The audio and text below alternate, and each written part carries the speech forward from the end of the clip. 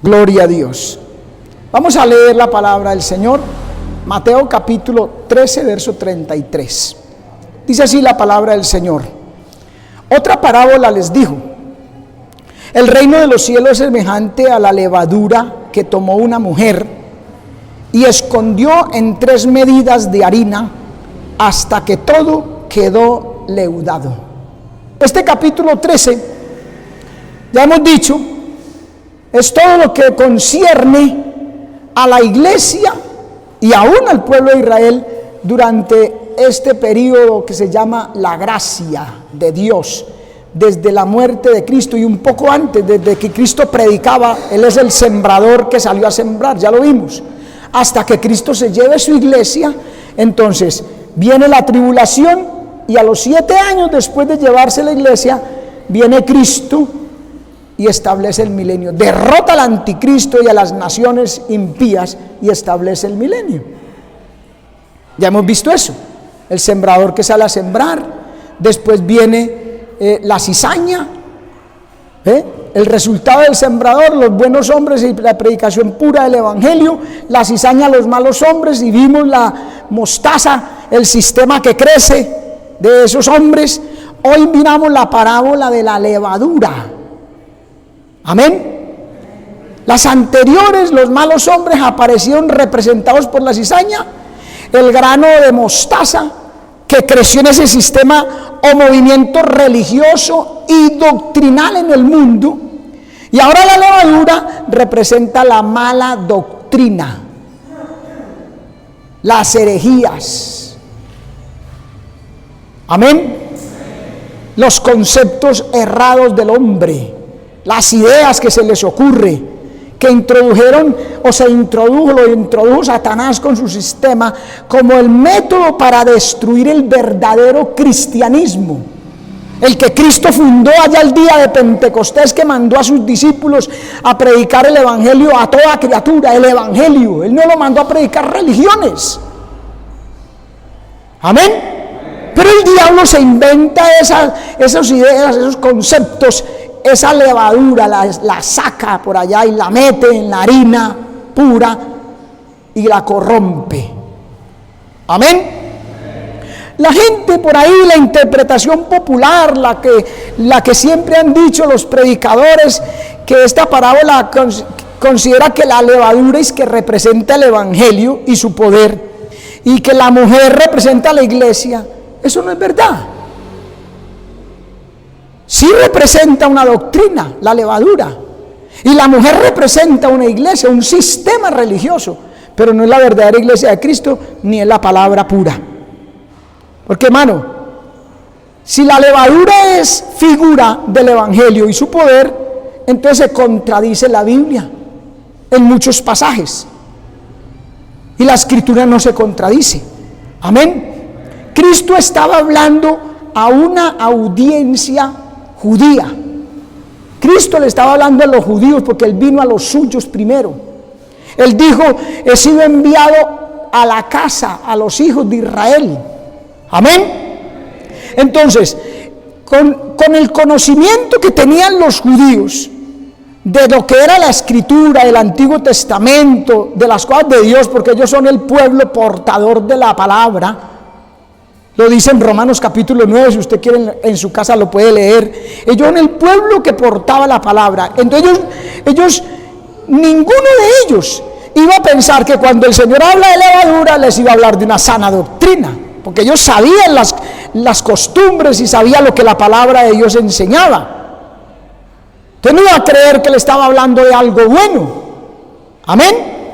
Para los judíos y para nosotros y para la palabra, la levadura siempre es figura del mal, de mala o falsa doctrina. Y mire lo que dice Levíticos 2:11, desde el comienzo, mire, Levíticos 2:11 dice: ninguna ofrenda que ofreciereis a Jehová será con levadura. ¿Sí ve? Porque representaba algo malo. Ninguna ofrenda que ofrecieres a Jehová será con levadura, porque de ninguna cosa leuda, oigan, de ninguna cosa leuda se ha de quemar ofrenda para Jehová. De ninguna. No da cabida, no da entrada, hermano. porque es representativa de la falsa doctrina, de la falsa enseñanza. Mire Mateo capítulo 16, verso 11. Dice: ¿cómo es que no entendéis que no fue por el pan que os dije que os guardaseis de la levadura de los fariseos y de los saduceos? ¿Ve? De la levadura de los fariseos y los saduceos. Entonces entendieron los discípulos, mire, entendieron que no les había dicho que se guardasen de la levadura del pan, no les estaba hablando literalmente de la levadura, sino de la doctrina de los fariseos y de los saduceos. Amén, hermano. Mire bien, Lucas capítulo 12, verso 1, bien clarito, mire: guardaos de la levadura de los fariseos, que es... ¿Quién encontró? ¿Qué es qué? Muy lentos para buscar en la Biblia. Lucas 12:1. ¿Qué dice? Guardaos de la levadura de los fariseos, ¿qué es qué? Hipocresía. ¿Ve? Primera de Corintios 5:7. Limpiaos pues de la vieja levadura. Pedro habla de la vieja manera de vivir. Dice: la cual recibisteis de vuestros padres. ¿Qué fue lo que recibimos de nuestros padres? Una tradición, una religión. Y aquí dice: limpiaos pues de la vieja levadura para que seáis nueva masa, sin levadura como sois, porque nuestra Pascua, que es Cristo, ya fue sacrificada por nosotros. Así que celebremos la fiesta no con vieja levadura, no con doctrinas viejas, conceptos viejos, ni con la levadura de malicia y de maldad. Hermano, la palabra es muy clara. Sino con panes sin levadura, de sinceridad y de verdad. Amén. Y Gálatas 5:7. Vosotros corríais bien. ¿Quién os estorbó para no obedecer a la verdad? Esta persuasión no procede de aquel que os llamó. Un poco de levadura leuda toda la masa. Y ahí donde leímos la parábola dice: hasta que todo quedó leudado, o sea, corrompido. Leudó toda la harina, las 3 medidas de harina que tomó la mujer, y donde escondió la levadura, lo leudó todo, corrompió la doctrina. Por eso hay tanta secta hoy en día, tanto movimiento, religiones de toda clase. Por eso. Y aquí dice el apóstol: esta persuasión no procede de aquel que os llamó, no es procedente de Cristo. Persuasión es estrategia que se ejerce para una influencia poderosa, impidiéndole a los hombres obedecer la verdad. Obedecer la verdad. Eso es lo que estaban haciendo los judaizantes con la iglesia de Galacia, y por eso Pablo le dice: esa persuasión no es de Dios, no es de aquel que os llamó, o sea, de Cristo, no es del evangelio, es de otros. Es una levadura, mala doctrina. Es lo que Pablo está diciendo, que los desvió. Ustedes corrían bien, ¿por qué ahora no? ¿Por qué habiendo comenzado con la verdad, con Cristo, ahora os queréis justificar por las obras de la ley? ¿No le parecía algo eso? Por las obras. La tradición es puras obras. Amén. Y si ha sido así, hermano, ha sido a lo largo de toda la historia, desde que comenzaron los hombres perversos de aquella siembra que Satanás hizo de la cizaña, a enseñar conceptos personales, ideas erróneas, lo que a ellos les parecía. En toda la historia, en el transcurso del desarrollo de la iglesia de Cristo, del evangelio, se corrompió la escritura de Cristo, hermano. Lo que la palabra nos dejó, lo que Cristo nos dejó. La levadura es señal o figura de corrupción y del mal. Amén. ¿Queda eso claro, hermano? Efesios capítulo 4, verso 14. Para que ya no seamos niños fluctuantes, llevados por doquiera de todo viento de doctrina, oiga, por estratagema de hombres que para engañar. Esa persuasión no procede de Cristo y no de los hombres, mire, que tienen una astucia más bien. Eso no es sabiduría, es estratagema de hombres que para engañar emplean con astucia las artimañas del error. Entonces dice que nosotros no seamos niños llevados de esa falsa doctrina, sino que dice ahí, verso 15, sino que siguiendo la verdad en amor. La verdad en amor, la palabra. Cristo dijo, te alabo Padre, Señor del cielo y de la tierra, que escondiste estas cosas de los sabios y los entendidos y las revelaste a los niños. También dijo, santifícalos en tu verdad, tu palabra es verdad. Siguiendo la verdad en amor, dice, crezcamos en todo en aquel que es la cabeza, o sea, en Cristo. Con la palabra se crece en Cristo, en la verdad. Amén. Dice que la mujer tomó la levadura en 3 medidas de harina. ¿Sí o no? Entonces la levadura la toma esta mujer, dice, la tomó. No dice, la recibió. Fue cosa de ella. La palabra sí fue para los discípulos, dice el Señor Jesucristo, yo les he dado tu palabra. ¿Sí o no? Y el mundo los aborreció. Yo les he dado. Pero aquí no dice que se le dio o que la recibió de alguien. Dice, tomó y la escondió en la harina. Oiga, la escondió en la harina. Y el evangelio no es algo que se esconde en ningún momento. No es algo para ser susurrado. Amén. Sino para ser publicado abiertamente. Usted no puede ser la levadura, símbolo del evangelio. Amén. Es de la levadura, de la mala doctrina. Mateo capítulo 11, verso 27, miren, que el evangelio es algo para ser publicado, no para ser escondido. Lo que os digo en tinieblas, eso habladlo en la luz. Y lo que has oído, predicadlo desde las azoteas. Él no dijo ir por todo el mundo y predicar el evangelio a toda criatura.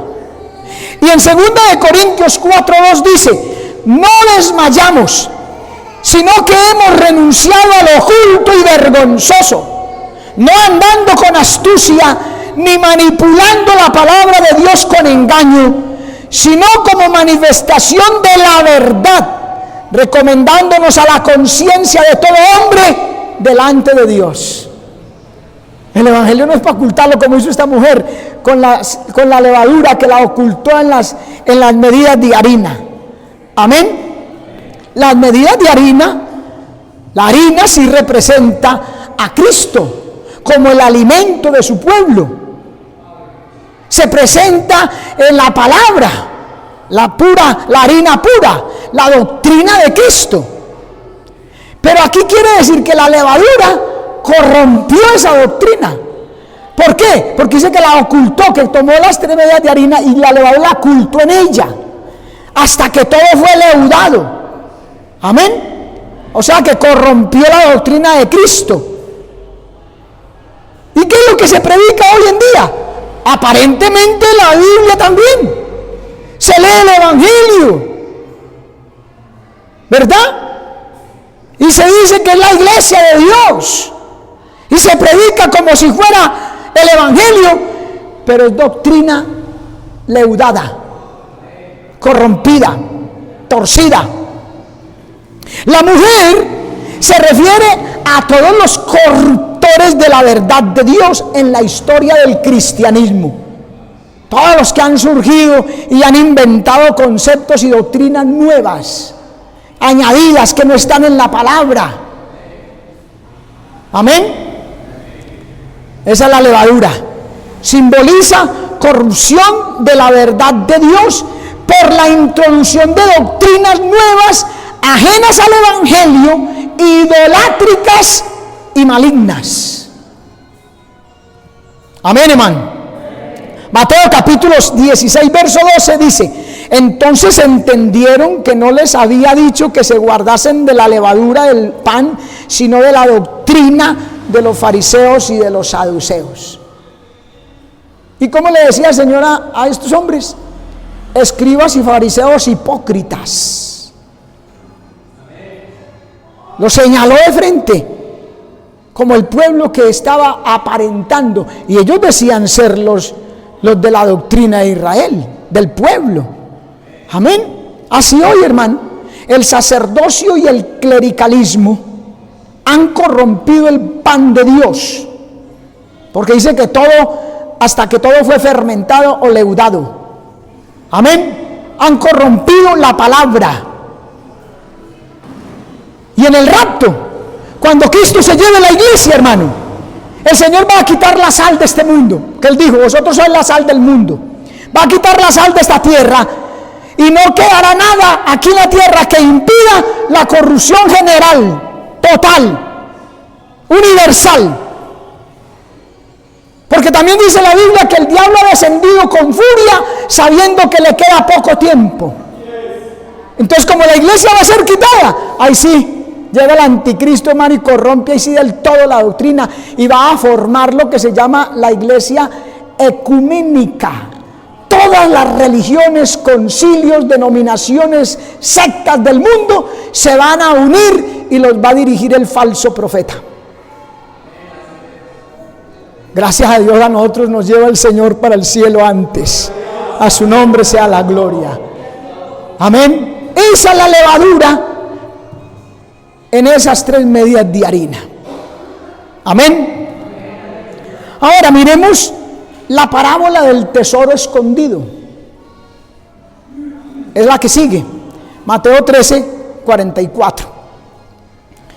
Además, el reino de los cielos es semejante a un tesoro escondido, el cual cuando un hombre lo encuentra, lo esconde y de gozo va y vende todo lo que tiene y compra ese campo. ¿Qué será o cuál será el tesoro escondido?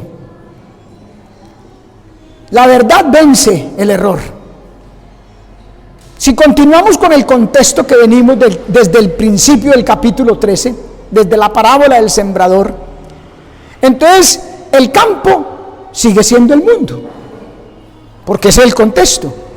El hombre que encuentra el tesoro es el mismo que sembró la buena semilla en su campo. Sembró la buena semilla en su campo. O sea, ¿quién es? El Señor Jesucristo, que siembra esa buena semilla. Amén.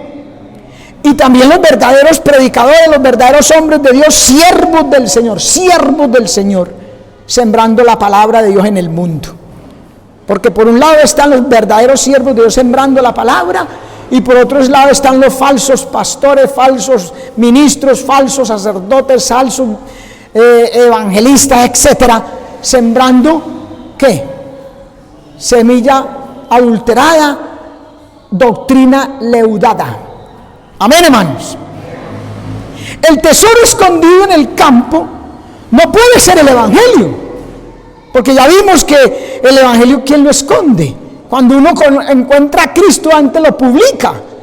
¿Ve? Entonces, ¿dónde va a estar escondido el evangelio? ¿Quién que encuentra el evangelio lo esconde? Amén. Con el gozo que produce, con la bendición que trae, uno quiere participar a su familia, a sus amigos, a todo el mundo. Mire la mujer samaritana, allá en capítulo 4 de Juan. ¿Qué dice la Biblia? Que ella escondió lo que cuando se encontró, porque hay gente que dice que la mujer samaritana encontró el evangelio. No, el evangelio la encontró a ella, Cristo la encontró a ella. Y dice en el capítulo 4, verso 28, dice, entonces la mujer dejó su cántaro, imagínense, dejó su cántaro, que era lo que con ella se proveía de agua, algo de necesario, indispensable. Dejó su cántaro y fue a la ciudad y dijo a aquellos hombres, venid y ved un hombre que me ha dicho todo lo que he hecho, si quizás es este el Cristo. Entonces salieron de la ciudad y vinieron a él. Si ven que el evangelio no se esconde, se publica. ¿Qué Cristo pronunció esta parábola después de haber despedido a la multitud y haber llevado a sus discípulos a la casa adentro, porque era para ellos. Ellos debían de continuar la obra que Él había comenzado, esos apóstoles que escogió. Pero debían entender que en los planes de Dios hay dos grupos. Amén. Dos grupos bien definidos. Y aquí en estas parábolas está el tesoro escondido y la perla de gran precio, que es la próxima que veremos. Amén. El tesoro escondido es Israel. Israel, hermano. Y la perla de gran precio representa la iglesia. Amén, hermano. En su reino, Dios tiene un tesoro escondido, por el momento escondido, y una perla de gran precio. Amén. Mire Éxodo capítulo 19, verso 5. Dice: ahora pues, si diereis oído a mi voz y guardareis mi pacto, vosotros seréis mi especial ¿qué? Tesoro sobre todos los pueblos, porque mía es toda la tierra. Éxodo, ¿a quién le dijo eso? Al pueblo de Israel cuando estaba sacando de Egipto. Amén, hermano. Vosotros seréis mi especial tesoro. Y dice, porque mía es toda la tierra. O sea, el campo. Mío es el campo en el cual se encuentra el tesoro, Israel. Amén, hermano. Deuteronomios capítulo 14, verso 2. Porque eres un pueblo santo para el Señor tu Dios. Y el Señor tu Dios te ha escogido para que sea su propio ¿qué? Tesoro. Amén. El tesoro está escondido en un campo. El campo es el mundo. Y en el Antiguo Testamento comienza con Israel escondido en el campo. Porque Israel era desconocido, menospreciado. Nadie lo reconocía. Fue esclavo en Egipto. ¿Quién fue el padre de Israel? Abraham, un hombre desconocido que vivía por allá en Ur de los Caldeos, que Dios lo tuvo que separar de su familia porque era una familia idólatra. Por eso le dijo: sal de tu tierra y de tu parentela a la tierra que te mostraré, y haré de ti una nación grande. Estaba escondida. En Abraham estaba escondido el tesoro que es Israel. Tenía que salir para poder darla a conocer. Estaban como enterrados. Amén. En medio de la basura de Egipto. Allá usted sabe cómo los trataron. Los azotaban, los ponían a hacer ladrillo. Ahí estaba Israel, el tesoro escondido en el campo, en el mundo. Deuteronomio 26 del 1 al 5, mire: y acontecerá que cuando entres en la tierra que Jehová tu Dios te da por heredad, y la poseyeres, y habitares en ella, tomarás de las primicias de todos los frutos de la tierra, que traerás de la tierra que Jehová tu Dios te da, y la pondrás en un canastillo, e irás al lugar que Jehová tu Dios escogiere para poner allí su nombre, y hablarás y dirás delante del Señor tu Dios: un sirio a punto de perecer fue mi padre. Abraham, un sirio a punto de perecer. Israel estaba escondido, hermano, enterrado. Amén. Tesoro escondido. Isaías 51, verso 1. Oídme los que seguís la justicia, los que buscáis a Jehová. Oiga, hermano, esta palabra: mirad la peña de donde fuisteis tallados, y la cueva de la fosa de donde fuisteis cavados. Mirad a Abraham vuestro padre y a Sara que os engendró. O sea, no se les olvide de dónde han salido ustedes, porque ellos estaban ya para los días de Isaías.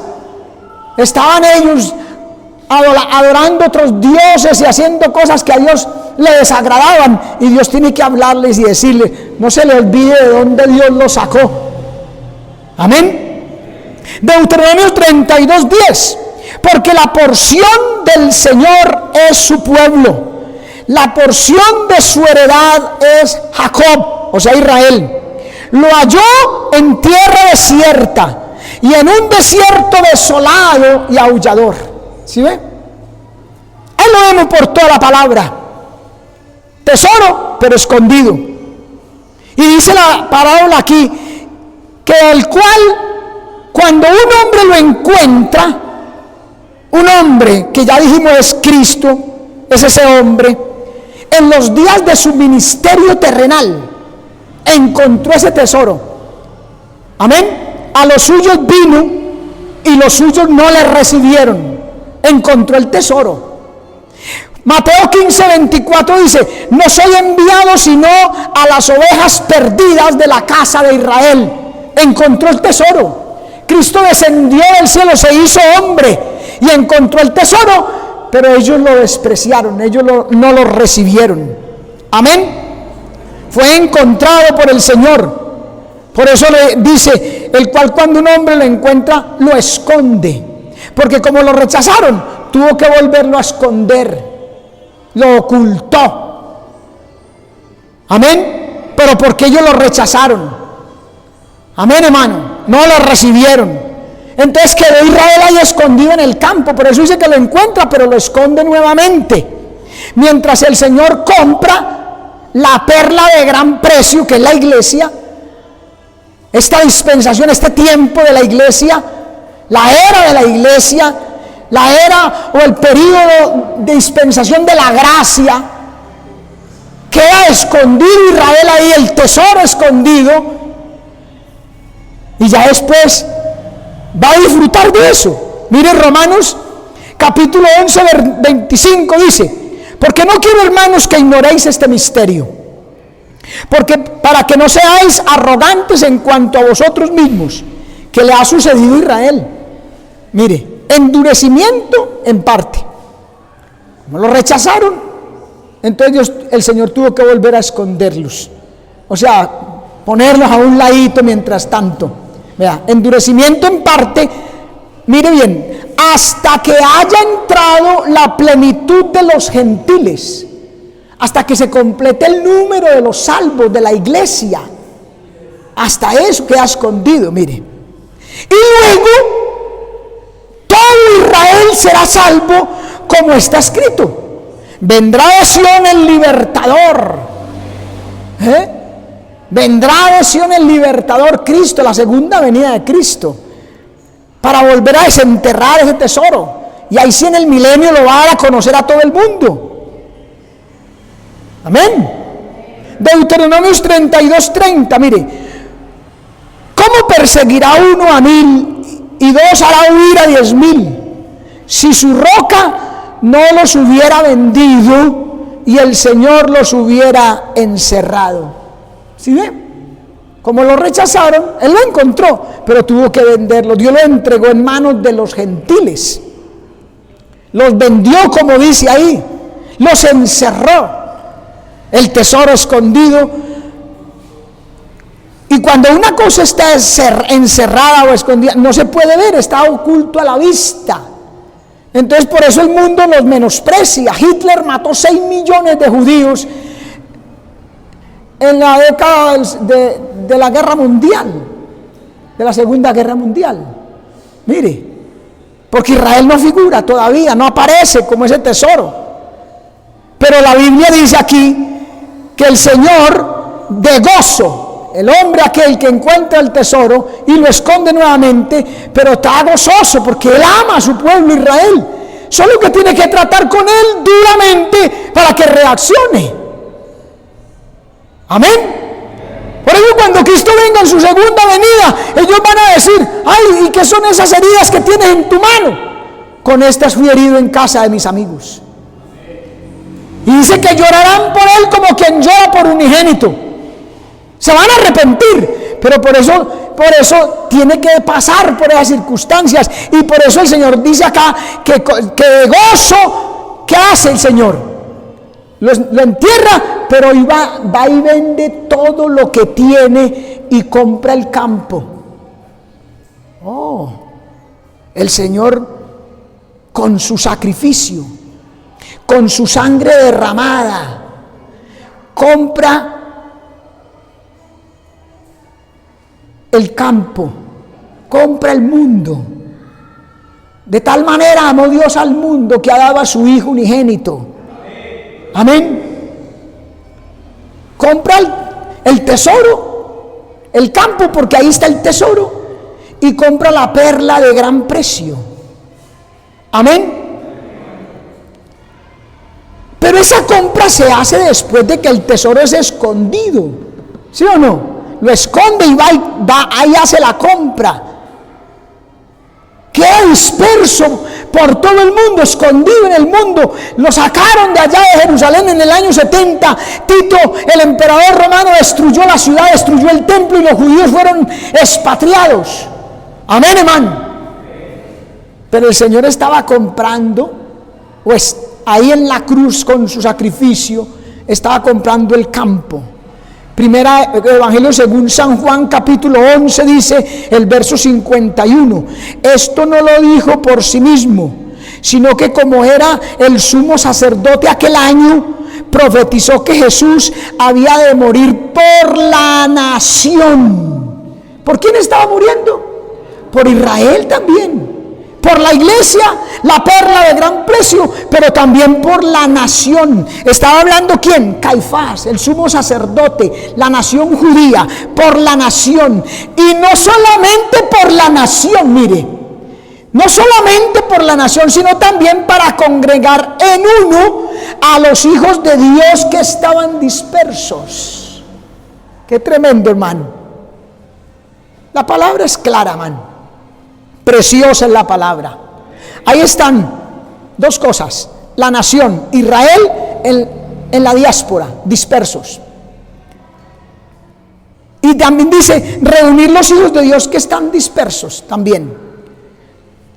La perla, los gentiles, la iglesia, tomando de los gentiles pueblo para su nombre y reunirlos más luego en un solo cuerpo. Miren, Hechos 15:14 dice: Simón ha contado cómo Dios visitó por primera vez a los gentiles para tomar de ellos pueblo para su nombre.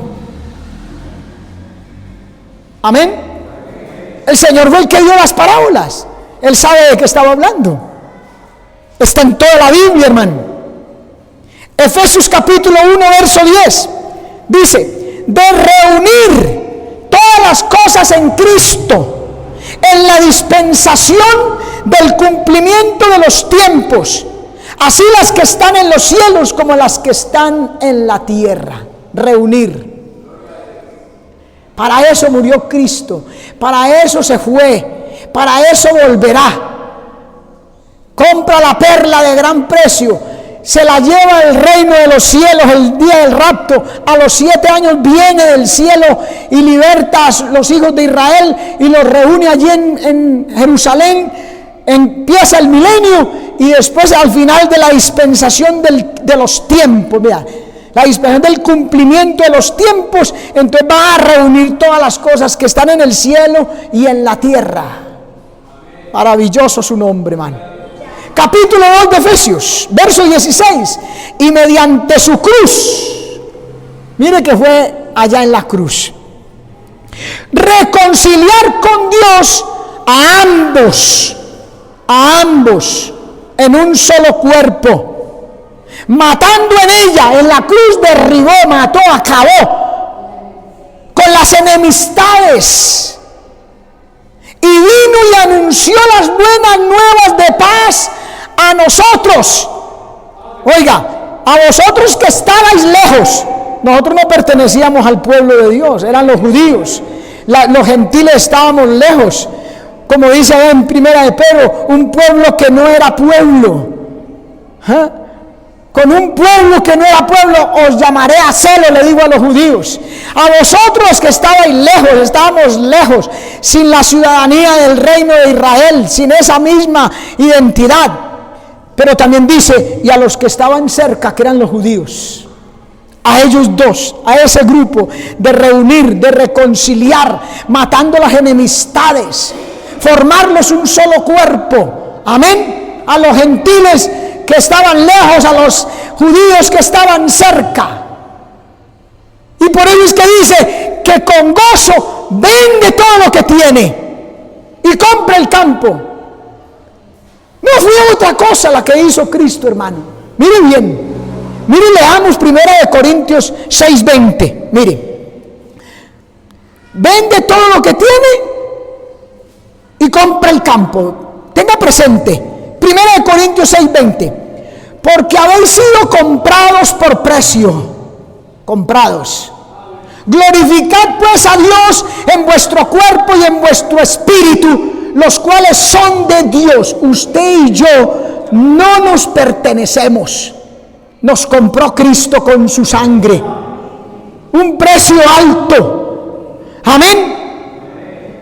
No con cosas corruptibles como oro o plata, sino con la sangre preciosa de Jesucristo, como de un cordero sin mancha y sin contaminación, nos compró. Amén. Segunda de Pedro 2:11, mire, y negarán al Señor que los rescató. Mire que el Señor rescató, compró, atrayendo sobre sí mismos perdición acelerada. Ahí está hablando de los malos hombres, que el Señor los compra, pero ellos no reciben, no quieren. Amén, hermano. Entonces ahí tenemos que analizar rescate y redención. Rescate, ¿usted sabe qué es? Eso es un término que bastante se oye hoy en día en las noticias. Se llevan a una persona y piden un rescate por ella. Pagan un precio y la vuelven a su casa, en el mejor de los casos. Amén. ¿Redención qué es? Existía en el tiempo de Cristo el mercado de esclavos. Salían a las plazas públicas y montaban en ciertos peldaños, en ciertos lugares altos, personas, hombres y mujeres, jóvenes, niños, ancianos, en fin, y pasaba la realeza y los de plata pasaban y decían: yo quiero este esclavo. ¿Cuánto vale? Vale 30 piezas de plata. Era como el precio más, por eso vendieron a Cristo. Judas lo vendió por 30 piezas de plata. Amén. Entonces lo compraban. Eso se llama redimir, redención. Lo compra. La mayoría de ellos compraba y los llevaban a su casa y eran sus esclavos. Ellos se convertían en los amos de esa persona que compraban. Eran sus siervos. Pero habían algunos hombres nobles que compraban los esclavos en las subastas de esclavos. Le pagaban al precio al dueño y le decían al esclavo: te puedes ir. Los compraban para dejarlos libres. Ahí es donde mejor se aplica la palabra redención. Y eso fue lo que Cristo hizo con nosotros. Estábamos muertos en delitos y pecados. Éramos esclavos de Satanás, del mundo, del vicio, del placer, del sexo, de la maldad, de la envidia, del orgullo, etcétera, de la idolatría, del pecado. Pero Él vino y nos compró con su sangre y nos dejó libres. Y conoceréis la verdad, y la verdad os hará libres. Mire que los fariseos y los escribas le dijeron ese día al Señor, allá en Juan capítulo 8, le dijeron: nosotros nunca hemos sido esclavos de nadie. ¿Por qué dicen libres? Y entonces el Señor les dijo: todo aquel que hace pecado es esclavo del pecado, y el esclavo no permanece. A quien el Hijo libertare, ese será verdaderamente libre. Y conoceréis la verdad. Es a través de la palabra, no de la religión, no de los conceptos humanos. Es a través de la palabra que usted y yo podemos ser redimidos, ser libres por el poder de Jesucristo y del Evangelio. A su nombre sea la gloria. Amén. Entonces ahí está. El Señor ha comprado el mundo, pero no lo ha redimido aún. Amén. No lo ha redimido. Mire, el primer Adán, Adán, el del huerto allá, entregó el mundo, lo perdió. El diablo se lo arrebató porque no obedeció a Dios, ¿verdad? Pecó y entregó el mundo. Por eso es que el diablo le dijo al Señor Jesucristo: todo esto te daré si postrado me adorares. Sí, el mundo está en poder del maligno, el sistema, porque Adán lo perdió. Pero el segundo Adán, Cristo, es el segundo Adán. Lo compró como hombre, lo compró nuevamente. Lo está comprando con su sacrificio, pero no lo ha redimido aún. Amén. La redención de Israel será en la segunda venida de Cristo, cuando Él derrote a todos los imperios gentiles mundanos que están subyugando a Israel, el anticristo y sus secuaces, y va a establecer el milenio. Ahí va a redimir a Israel ya. Y ya la redención particular es solo para los que creemos y recibimos a Jesucristo como Señor y Salvador personal. Nos redimió. Dice en Efesios 1:7: en quien tenemos redención por su sangre, el perdón de pecados. Amén. A su nombre gloria. Entonces Él fue para eso. Fue y vendió todo lo que tenía. Segundo libro a los Corintios, capítulo 8, verso 9. Mire bien: porque ya conocéis la gracia de nuestro Señor Jesucristo, que por amor a nosotros se hizo pobre. Aleluya. Siendo rico. Santo. No sé hasta dónde usted entienda esto, hermano. ¿Hasta dónde llega la comprensión de este pasaje, esta escritura, hermano? Se hizo pobre.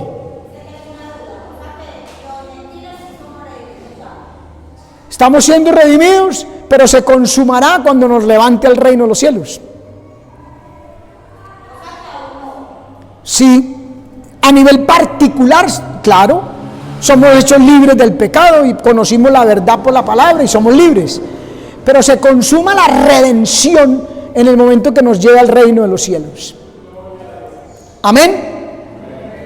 Entonces les decía, no sé hasta dónde usted entienda esta palabra, hermano, que Él, el Señor Jesucristo, por amor a nosotros, se hizo pobre siendo rico, para que nosotros con su pobreza fuésemos enriquecidos. Hermano, Él renunció.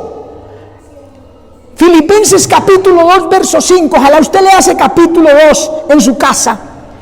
Pero ahí dice en el verso 5 que no estimó el ser igual a Dios como cosa a que aferrarse. Eso no fue razón. Su riqueza, su gloria allá en el cielo a la diestra del Padre, no fue una razón para Él quedarse ahí, sino que se despojó a sí mismo, se hizo pobre, haciéndose hombre, y estando en la condición de hombre, se humilló hasta la muerte, y muerte de cruz.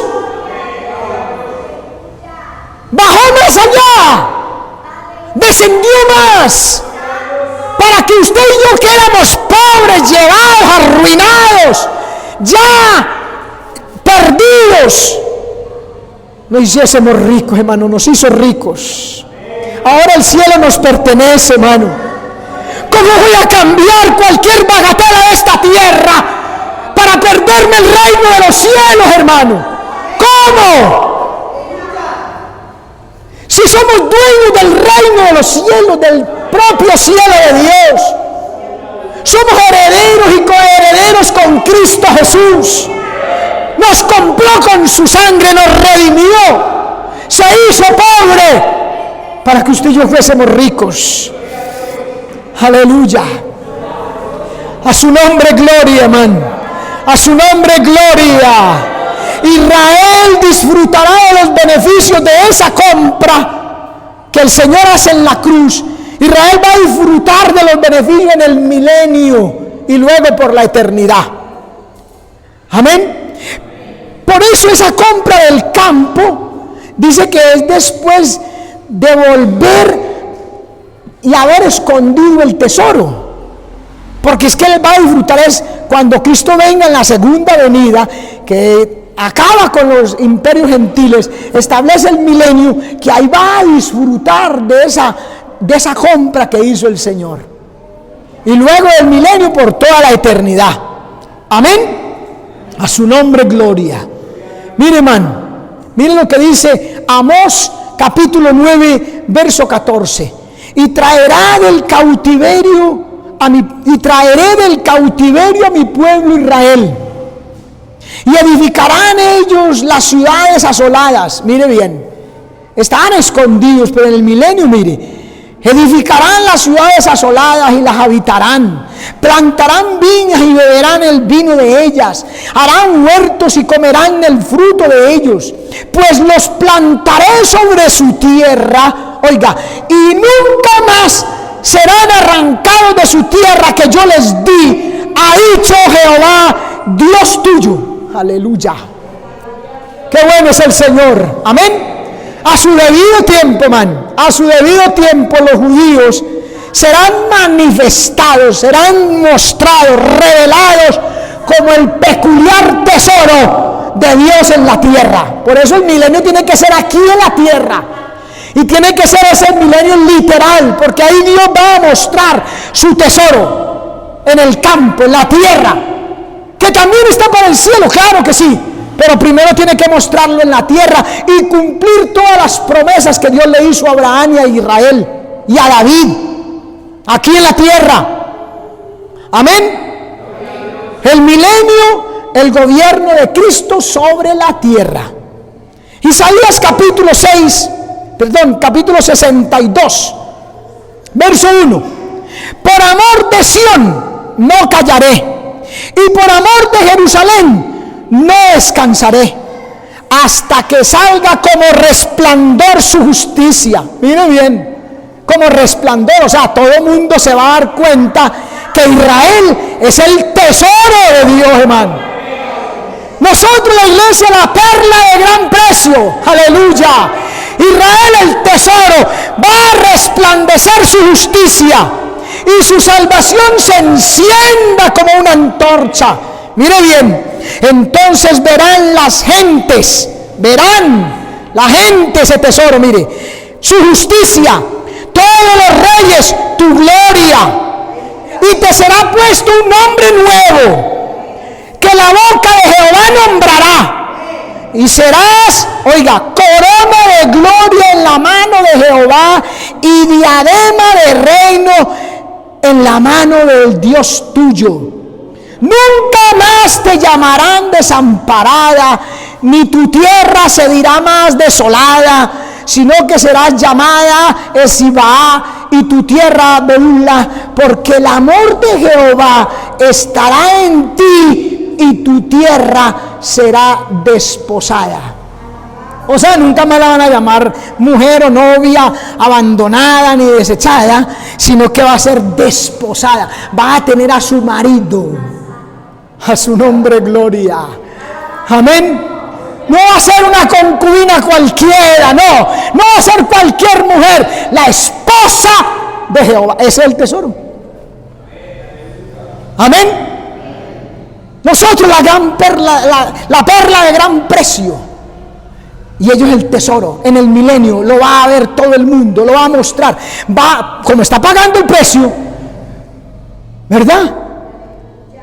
Por la perla y por el tesoro. Entonces en el rapto se lleva la perla de gran precio, su posesión, se la lleva al cielo. Se dan las bodas del Cordero, el matrimonio místico entre Cristo y su iglesia, las bodas del Cordero allá en el cielo. Apocalipsis capítulo 19, verso 8. Gocémonos y alegrémonos y démosle gloria, porque han venido las bodas del Cordero y su esposa, la iglesia, se ha preparado, y a ella, la iglesia, se le ha dado que se vista de lino fino, que son las justificaciones de los santos. Por eso hay que andar en santidad, hermano, Y podemos porque Dios nos ha capacitado y nos ha dado su espíritu para andar en santidad, en vestiduras limpias, resplandecientes, de lino fino, las bodas del Cordero. Amén. Pero al cabo, cuando se acabe esa fiesta de bodas, 7 años, amén, estudie la palabra y verá que las fiestas de bodas en Israel duraban 7 días, un día por año, un año por día. Al cabo de esas bodas, dice Apocalipsis 19 que Cristo viene con la iglesia y los millares de ángeles que le siguen. Viene, aparecerá la señal del Hijo del Hombre y todo ojo le verá. Ahí sí, todo ojo le va a ver. En el rapto, cuando levante la iglesia al cielo, nadie se va a dar cuenta. Bueno, sí se van a dar cuenta porque se desapareció la iglesia. Y aquí va a haber un caos tremendo, pero la iglesia estará allá en el cielo y la gente... Amén. Pero allá el Señor Jesucristo llega hasta las nubes y la gente no lo ve a Él. Ya en la segunda venida, a los 7 años, cuando acaben las bodas, dice que aparecerá y todo ojo le verá. Y se van a agrupar el anticristo con sus hombres, sus secuaces, sus generales y todas las naciones impías que han subyugado a Israel, que están allí escritas en Daniel capítulo 2 y en el capítulo 7, empezando desde Babilonia, los medopersas, los griegos, los romanos. Después se divide el imperio romano y se crea la comunidad europea, imperio romano revivido, y allí en la comunidad europea se hace rey el anticristo. Él gobierna todas las naciones que eran anteriormente el imperio romano, y se une con ellas una cantidad de gente, pero se van a reunir allí porque le van a hacer guerra al que viene montado en el caballo blanco y a su ejército. Aleluya, que osadía, no saben contra quién se van a enfrentar. Pero dice que Dios los destruye a todos con la espada que sale de su boca. ¿Cuál es la espada que sale de la boca de Dios? La palabra. Hebreos capítulo 4 verso 12 dice: la palabra de nuestro Dios es como espada de 2 filos, que penetra hasta partir el alma, las coyunturas y los tuétanos, y discierne las intenciones y los pensamientos de todo corazón. La espada de filo va a blandirse allí y va a morir toda esa gente secuaz del anticristo. Y dice en Apocalipsis 19, dice: y el falso profeta y el anticristo fueron lanzados al lago de fuego y azufre. Allí es la muerte segunda, la condenación eterna, en el lago de fuego y azufre. Y entonces ahí donde los israelitas dicen: ay, ¿y tú quién eres? ¿Qué son esas heridas que tienes en tu mano? Bueno, con esa fui herida en casa de mis hermanos, de mis amigos. Y dice que llorarán como quien llora por unigénito y se arrepentirán, y empieza el milenio. Ahí lo saca a la luz. Ahí como compró el campo, ya viene victorioso. Ya no vino como la primera vez que vino a morir en la cruz por nuestros pecados, y que aparentemente, según el diablo y el mundo, lo derrotaron y lo crucificaron. ¡Ah, pobre Jesús! Lo que logró fue que lo mataran. Eso piensa el diablo y su gente. Pero ahí triunfó. Colosenses capítulo 2 dice: triunfando sobre ellos en la cruz, derrotó a los principados y a las potestades y los exhibió públicamente. Le quitó, lo dice Colosenses 2, le quitó al diablo el acta de los decretos que nos era contraria, o sea, el expediente de nuestros crímenes. Se los quitó y los clavó en la cruz, triunfando sobre ellos, sobre los demonios, sobre los principados y potestades. Los exhibió públicamente allá en la cruz. Amén, hermano. A su nombre gloria, hermano. Él es nuestro victorioso capitán. Tira allá al lago de fuego el anticristo, el falso profeta y todos a reinar Israel, a deslumbrar. Y la iglesia va a estar ahí. La perla va a estar ahí, claro. La novia de Cristo, la esposa ya. Gobernando desde Jerusalén a todas las naciones. A todas las naciones. Estudie y verá. La iglesia va a ser como, vamos a colocar el ejemplo, como hoy en día dice, el presidente y su gabinete, sus ministros, el gabinete presidencial, ministro de Hacienda, ministro de Obras Públicas, ministro de yo no sé qué, y ministro, una cantidad. Bueno, va a ser Cristo y sus ministros de la iglesia. Hasta ahí. Hasta en ese momento se va a dar cuenta mucha gente que no le gusta diezmar, que porque está enriqueciendo al pastor y lo está engordando. Eso dicen, y hasta ahí se va a dar. Estudie y verá que dice que el que no lleve los diezmos allá a Jerusalén donde el Señor Jesucristo, y el Señor Jesucristo no necesita diezmos, pero ¿qué dice la Biblia? Los que han estudiado, ¿qué dice? Que el que no lleve los diezmos, vienen y le cortan los servicios aquí a donde vive. ¿Cómo la ve? Ahí mismo el Señor le dice a uno de sus ministros que le van a ayudar a gobernar desde allá, desde Jerusalén: venga, vaya a tal parte que este señor no cumplió con sus deberes. A su nombre gloria. Así va a ser, hermano. Así va a ser. Sí, es que ese es el asunto, como ya venimos con cuerpos glorificados, pero aquí va a haber gente con cuerpo humano, carnal, así como este, porque va a gobernar sobre todas las naciones. Pero esa es la ventaja. Ay, Señor, pero es que eso cae en Colombia. No hay problema. Cuerpos glorificados, como el de Cristo, que entró donde estaban sus discípulos, cerraba la puerta. ¿Y cómo entró? Cuerpo glorificado. Amén. En un momento, dice la Escritura, en un abrir y cerrar de ojo, a la final trompeta, porque se tocará la trompeta y los muertos en Cristo resucitarán. Y luego nosotros los que vivimos seremos transformados. Porque es necesario que esto corruptible se vista de incorrupción y esto mortal se vista de inmortalidad. ¿Ve? En ese momento, en esa fracción de tiempo, de segundo que transcurre, el cuerpo nuestro, este carnal que se corrompe, que se vuelve polvo, va a ser transformado en un cuerpo glorificado como el de Cristo. Amén. Amados, primero de Juan capítulo 3, ahora somos hijos de Dios, amén, pero aún no se ha manifestado lo que hemos de ser, pero cuando Él se manifieste, seremos semejantes a Él, porque le veremos tal como Él es. A su nombre gloria.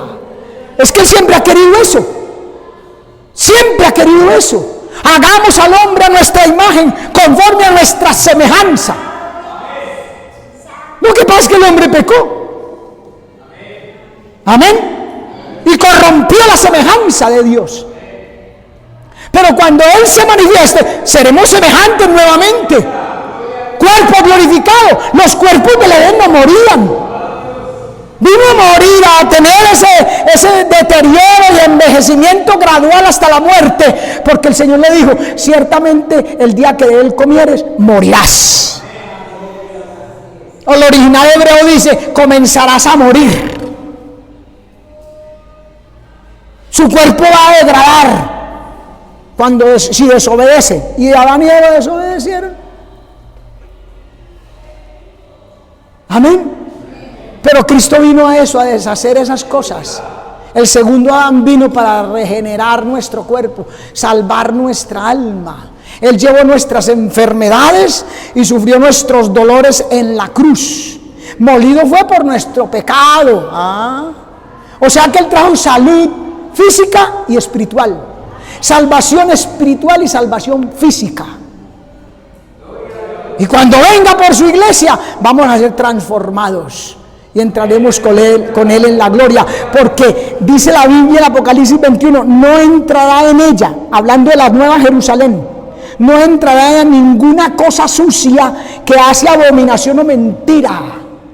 Y también dice, la carne y la sangre no heredarán el reino de Dios. Entonces tiene que transformarnos. Amén. Siéntase privilegiado de pertenecer a la perla de gran precio, a la iglesia. Amén. Y nosotros vamos a participar allá, literalmente, con ese tesoro escondido del gobierno de este mundo. Póngase de pie.